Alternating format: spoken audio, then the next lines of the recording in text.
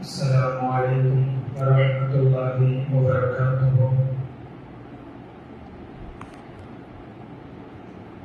الحمد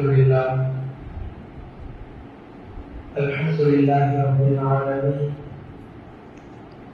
والصلاة والسلام على سيد المرسلين وعلى آله الطيبين وأصحابه الطاهرين والمؤمنين والمسلمين كلهم أجمعين، أما بعد. قال الله تعالى في كلامه الكريم والفرقان الحميد: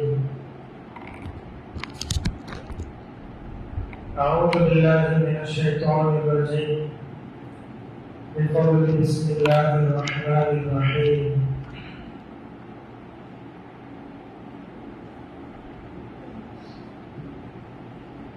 إن المبذرين كانوا إخوان الشياطين.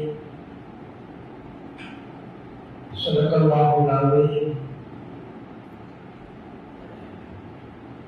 وقال النبي صلى الله عليه وسلم: من تشبه بقوم فهو منهم، أو كما قال عليه الصلاة والسلام. அன்பார்ந்த அல்லாஹ்வின் நல்லடியார்களே, எல்லாம் வல்ல அல்லாஹ்வுடைய கிருபை, அவருடைய அருள் நம் அனைவரும் மீதும் உண்டாகட்டுமாக. ஸலாத்தும் ஸலாமும் அருமை நாயகம் முஹம்மது ரசூலுல்லாஹ் ஸல்லல்லாஹு அலைஹி வஸல்லம் அவர்கள் மீதும், அவர்கள் வாழ்வதை அடிபடாமல் பின்பற்றி வாழ்ந்த உத்தம சத்திய சஹாபாக்கள், தாபீகள், தபா தாபீகள், இமாம்கள், முஜ்தஹிதீன்கள், குறிப்பாக புனிதம் நிறைந்த இந்த நன்னாளில் வீட்டிற்கும் நம் அனைவரும் மீதும் அல்லாஹ்வின் நல்லருள் நிறைவாக நிலவட்டுமாக. ஆமீன். கண்ணியமிக்க அல்லாஹ்வின் நல்லடியார்களே,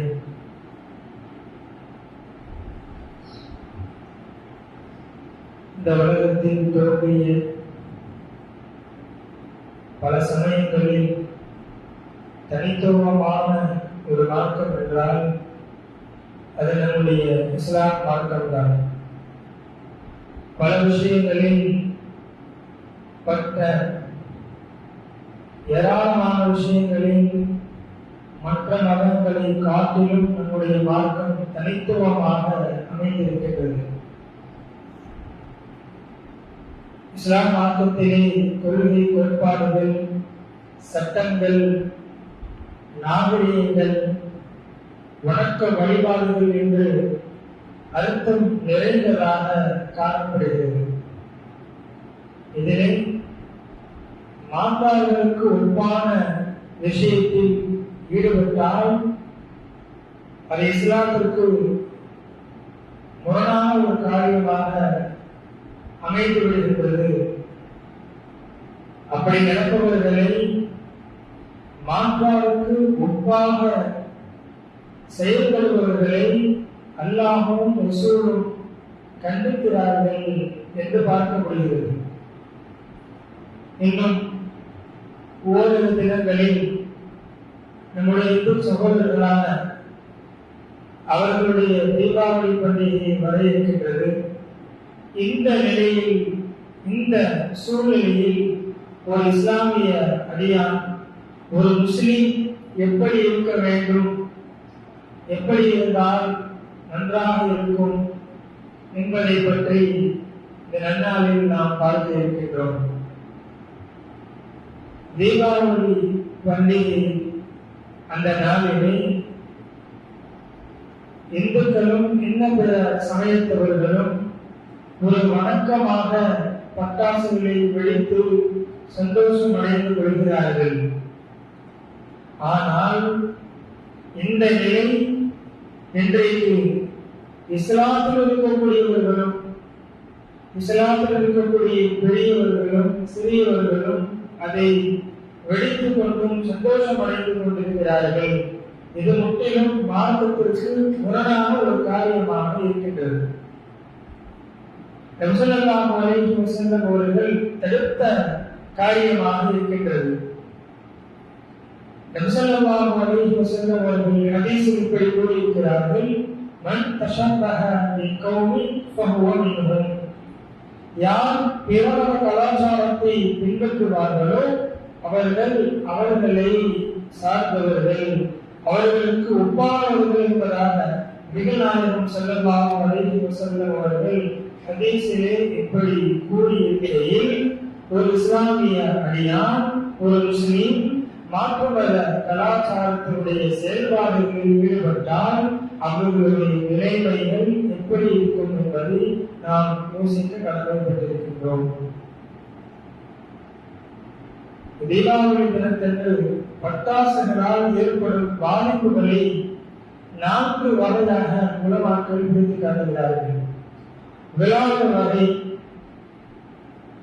சுற்றுச்சூழல்கள் பாதிப்படைகின்றது. முதலாவது வகை, காற்று மாசுபடுகின்றது.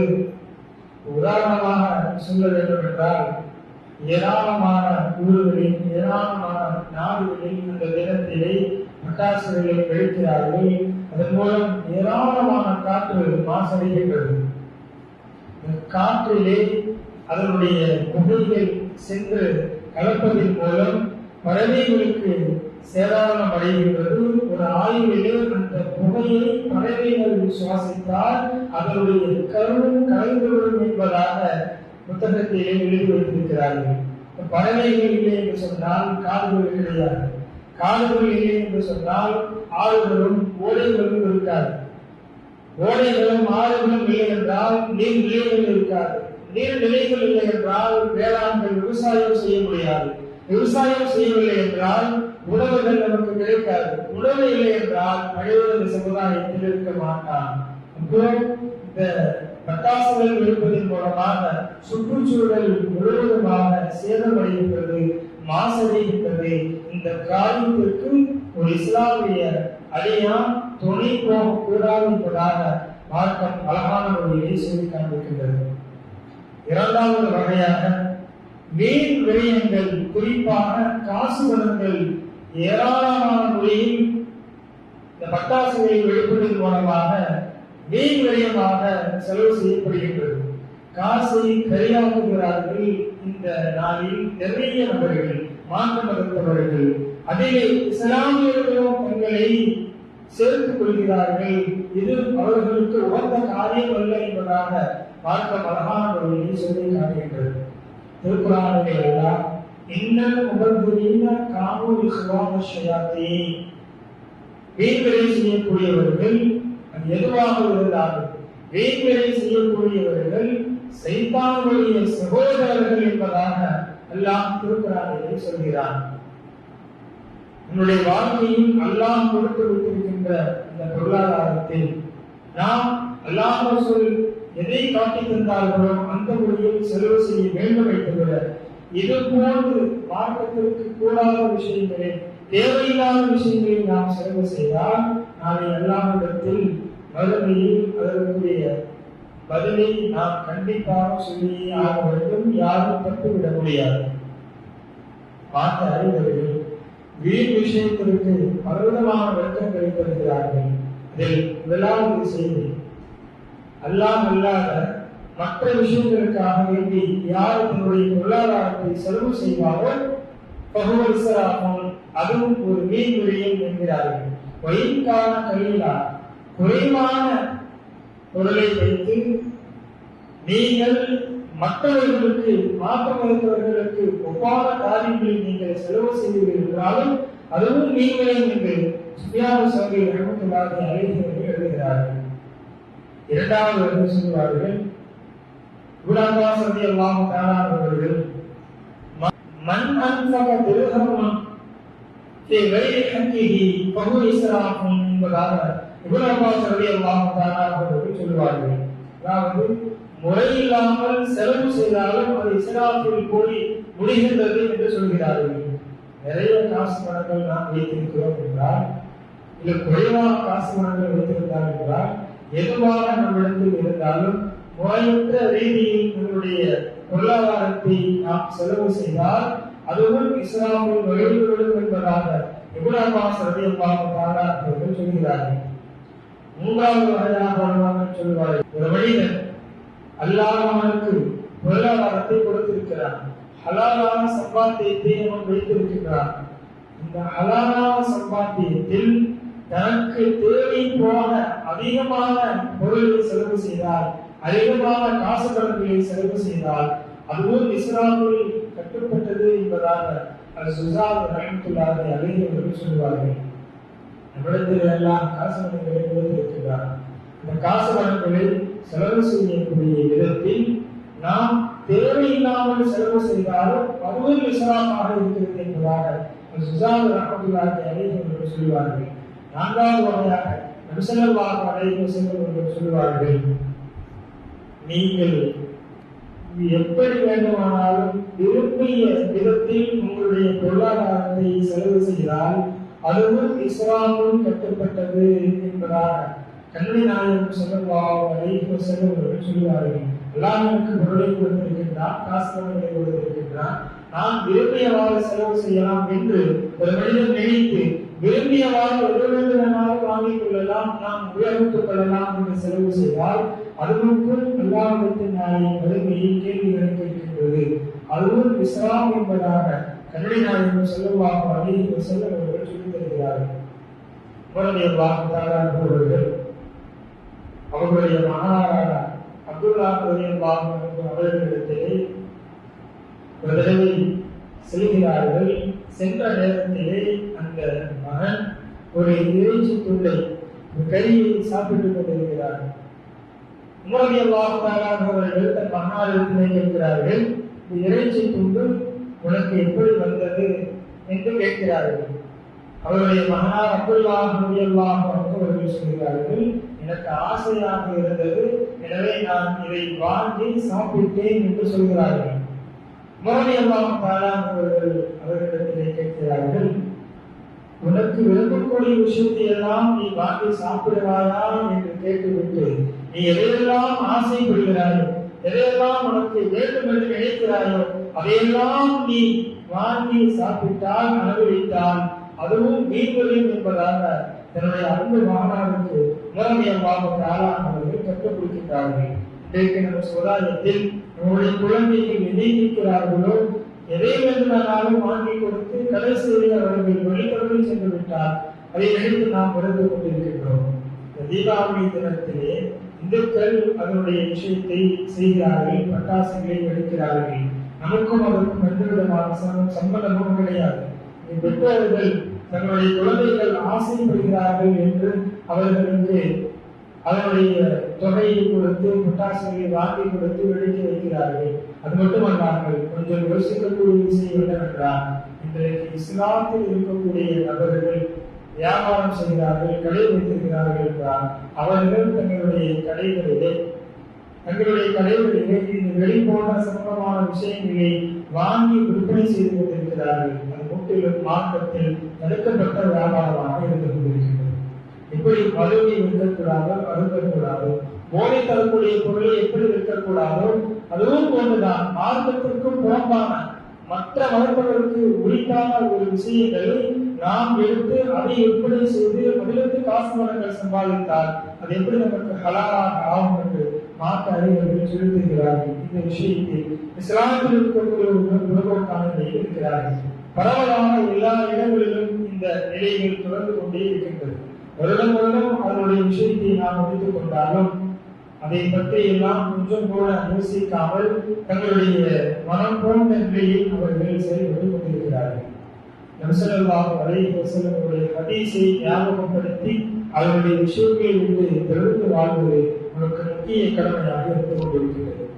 இதே போன்று மூன்றாவதான இந்த பட்டாசுடைய பாதிப்புகள் என்னவென்றால், தன்னுடைய சந்தோஷத்திற்காக மற்ற மனிதரை மற்ற நபர்களை சங்கடப்படுத்தக்கூடிய ஒரு நிலை ஏற்படுகிறது. நம்முடைய சந்தோஷத்திற்காக மற்ற மனிதர்களை சங்கடப்படுத்தக்கூடிய ஒரு நிலையில் ஏற்பட்டுவிட்டது. இந்த மார்க்கம் ஒரு நாளும் அந்த விஷயத்தை கூறவே கிடையாது. அதே சமயம் ஸல்லல்லாஹு அலைஹி வஸல்லம் சொல்லியிருக்கிறார்கள், அல் முஸ்லிமு மன் சலிமல் முஸ்லிமூன மின் லிசானிஹி வ யதிஹி. ஒரு உண்மையான முஸ்லிம் யார் என்றால் தன்னுடைய நாவாலும் தன்னுடைய கையாலும் யாருக்கும் துன்பம் அளிக்காத ஒரு மனிதர் தான் உண்மையான முஸ்லிம் என்பதாக நபி ஸல்லல்லாஹு அலைஹி வஸல்லம் அவர்கள் சொல்லியிருக்கிறார்கள். இந்த ஹதீஸுடைய பார்வையில் பார்த்தால் அது போன்ற விஷயங்களில் மாற்று மதத்தவர்களுக்கு ஒப்பாக இருக்கக்கூடிய பட்டாசு போன்ற வெளிகளில் நாம் ஈடுபட்டால் அவர்களுக்கு ஏராளமான சங்கடங்கள் துன்புறுத்தல்கள் எல்லாம் ஏற்படும். நிறைய காரியத்தில் ஈடுபடாமல் இருக்க வேண்டும் என்று அழகான முறையில் மார்க்கம் சொல்லி காட்டுகின்றது. கூடுதலாக சொல்ல வேண்டும் என்றால் பட்டாசு வெடிக்கக்கூடிய விஷயத்திலே ஒரு மனிதன் பேசுகிறார் என்றால் அவருடைய சத்தம் 60 டெசிபல் அளவு வெளிப்படுமா. அதுவே கொஞ்சம் சத்தமாக பேசினான் என்றால் 80 டெசிபல் அளவு சத்தம் வெளிவரும். கவர்மெண்ட் பட்டாசு வெடிக்கக்கூடிய அந்த நிறுவனத்திற்கு சொல்லி இருக்கின்றது 125 டெசிபல் அளவு சத்தம் பெறக்கூடிய அளவுதான் பட்டாசை தயாரிக்க வேண்டும் என்று. ஆனால் இன்றைக்கு 150 முதல் 200 வரை அதற்கும் மேலான அளவு சத்தம் ஏற்படுத்தக்கூடிய வகையில் பட்டாசுகளை தயாரித்துக் கொண்டிருக்கிறார்கள். வாகனம் சத்தம் கூட 80 டெசிபல் அளவு கூட அடைக்கக்கூடாது என்று இந்த கவர்மெண்ட் உத்தரவு போட்டு இருக்கின்றது. அதுக்கு மேல் வாகன சத்தம் வைத்தால் அவருக்கு ஃபைன் போட வேண்டும் என்று அரசாங்கம் உத்தரவிட்டிருக்கின்றது. இதனுடைய விஷயங்களை எல்லாம் நாம் ஆராய்ந்து பார்த்தால், சிந்தித்து பார்த்தால், நாம் மாற்று மதத்தவர்களுக்கு ஒப்பாக நம்முடைய காரியங்களில் ஈடுபட்டுக் கொண்டிருக்கின்றோம். குறிப்பாக இந்த பட்டாசு வெடிக்கக்கூடிய இந்த இளைஞர்களுக்கு எல்லாம் மார்க்கத்திற்கு புறமான காரியங்களில் ஈடுபட்டுக் கொண்டிருக்கின்றோம். அவர்களுக்கு தொந்தரவு செய்யக்கூடிய அளவிற்கு நாம் ஆளாகி கொண்டிருக்கிறோம். எனவே இந்த விஷயங்களை விட்டு தவிர்த்து வாழ வேண்டும் என்பதாக ஸல்லல்லாஹு அலைஹி வஸல்லம் ஹதீஸிலிருந்து பார்க்கப்படுகின்றது. 4வது வகை என்னவென்று சொன்னால், நபி ஸல்லல்லாஹு அலைஹி வஸல்லம் அவர்கள் சொல்லியிருக்கிறார்கள், எந்த ஒரு சூழலிலும் மற்றவர்களுக்கு மற்ற சமயத்தவர்களுக்கு ஒப்பான நிலையில் நாம் அமைந்துவிடக் கூடாது என்பதாக. இஸ்லாம் மார்க்கத்திலே சலாம் சொல்கின்றோம், வணக்க வழிபாடுகளில் ஈடுபடுகின்றோம், தொழுகின்றோம், நோன்பு வைக்கின்றோம். இதெல்லாம் முற்றிலும் மற்ற சமயத்தவர்களுக்கு மாற்றமான செயலாக இருந்து கொண்டிருக்கின்றது. அவர்களுக்கு மாற்றமான செயல்களில் நாம் ஈடுபட வேண்டும். ஆஷுராவுடைய நோன்பிலே யூதர்கள் மூசா அலைஹிஸ்ஸலாம் அவர்கள் ஃபிரௌனிடமிருந்து காப்பாற்றப்பட்டார்கள். எனவே நாங்களும் இந்த சந்தோஷத்தை வெளிப்படுத்துவதற்காக வேண்டி நோன்பு வைப்புடன் இன்று ஒரு நாள் நோன்பு வைத்தார்கள். நபி ஸல்லல்லாஹு அலைஹி வஸல்லம் அவர்களுக்கு இந்த செய்தி வந்தவுடன் உங்களை விட நாங்கள் அதிகமாக கடமைப்பட்டிருக்கிறோம் என்று சொல்லி உங்களுக்கு நாங்கள் மாறு செய்வோம் என்று அவர்கள் ஒரு நாள் நோன்பு வைத்தார்கள். 2 நாள் நாங்கள் நோன்பு வைப்போம் என்று தீவிரர்களுக்கு மாறுதல் வணக்க வழிபாடை சொல்லிக் கொடுத்தார்கள். நபி ஸல்லல்லாஹு அலைஹி வஸல்லம் அவர்கள் அந்த உம்மத்தில் இருக்கக்கூடிய நாம் மற்றவர்களுக்கு மற்ற சமூகத்தவர்களுக்கு ஒப்பாக ஒரு காலம் செயல்பட்டு விடக்கூடாது.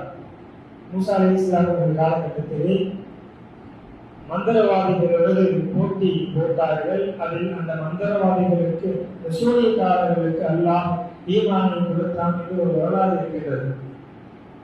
மூசா நபி அல்லாஹ்விடத்தில் கேட்கிறார்கள், யாரெல்லாம் ஃபிரௌனை அழிக்க வேண்டும் என்று என்னிடத்தில் நீ படைக்கப்பட்டாய், ஆனால் அதோடு இருக்கக்கூடியவர்கள் மந்திரவாதிகள் சூனியக்காரர்கள் எல்லாம் ஒன்றாக இருந்தார்கள். எனவே ஃபிரௌனுக்கு நீ ஹிதாயத்து கொடுக்கவில்லை, ஆனால் உடல் இருந்த அந்த மந்திரவாதிகளுக்கு எல்லாம் நீ ஹிதாயத்து கொடுத்தாயே, என்ன காரணம் என்று மூசா நபி அல்லாஹ்விடத்திலே கேட்ட சமயத்திலே அல்லாஹ் மூசா நபிக்கு சொன்னான், அந்த மந்திரவாதிகள் எல்லாம் உன்னுடைய உடையை அணிந்திருந்தார்கள், கண்ணியமான உன்னுடைய ஆடையை அணிந்திருந்தார்கள். எனவே உன்னுடைய ஆடையை அணிந்த அந்த காரணத்தினால் அவர்களுக்கு நான் ஹிதாயத்து கொடுத்தேன் என்பதாக அல்லாஹ் மூசா நபிக்கு சொல்கிறார். இந்த விஷயங்களில் புரியக்கூடிய செய்தி என்னவென்றால், ஒரு மனிதரை நாம் பின்பற்றுகிறோம் என்றால், ஒரு சமயத்தவரை நாம் பின்பற்றுகிறோம் என்றால், அந்த சமயத்தவர்களிடத்தில் ஏராளமான நச்சுக்கருத்துகளும் அல்லாஹ் ரசூல் காட்டி தராத ஒரு முறைகள் இருந்தால் அவர்களுக்கு எவ்வளவு பாவங்களும் தண்டனைகளும் கிடைக்குமோ அதே போன்றுதான் அல்லாஹ் நமக்கு கொடுப்பான். இதில் எந்த விதமான சந்தேகமும் கிடையாது. இதைத்தான் ஸல்லல்லாஹு அலைஹி வஸல்லம் அவர்கள் மன் தஷப்பஹ பிகௌமின் ஃபஹுவ மின்ஹும், நீங்கள் மாற்று மத சகோதரர்களுக்கு ஒப்பாக உங்களுடைய காரியங்களை ஈடுபடுத்தாதீர்கள்.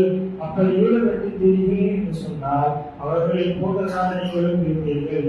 அல்லாஹ் அந்த இச்சூழலை விட்டு நம்மை பாதுகாக்க வேண்டும். திருக்குர்ஆனுடைய வழிநெடுகளிலும் அல்லாஹ் ஈமான் கொண்டவர்களை பார்த்து அவருடைய அமல்களை பார்த்து பேசுகின்றார். அதே போன்றுதான் எந்த ஒரு இடத்திலும் நீங்கள் மற்ற மதத்தவர்களிடத்தில் இப்படி நன்மையான காரியம் இருக்கின்றது, நீங்கள் அவர்களுடைய விஷயங்களை கொஞ்சம் எடுத்துக்கொண்டால் உங்களுக்கு நேர்வழி கிடைக்கும் என்று திருக்குர்ஆனுடைய வழிநெடுகளிலும் அல்லாஹ் சொல்வது கிடையாது. எல்லா சமயத்தினர்களுக்கும் எல்லா மதத்தினருக்கும் நம்முடைய மார்க்கம் தான் மிகச் சிறந்த ஒரு சான்றான மார்க்கமாக இருக்கின்றது. அப்பேற்பட்ட மார்க்கத்தில் இருக்கக்கூடியதான் ஒரு காலம் மற்ற மதத்தினருடைய கொள்கைகளை அவர்களுடைய கலாச்சாரங்களை நாம் செய்வதில் எந்த விதமான அழகும் கிடையாது. அல்லாஹ் சுப்ஹானஹு வ தஆலா வாழக்கூடிய காலங்களில் கடைசி மூச்சு வரைக்கும் அல்லாஹ் ரசூல் காட்டி தந்த முறைப்படி வாழக்கூடிய பாக்கியத்தை அனைவருக்கும் தங்கள் விடுவானாக. ஆமீன். வாசகவான அல்ஹம்துலில்லாஹி ரப்பில் ஆலமீன்.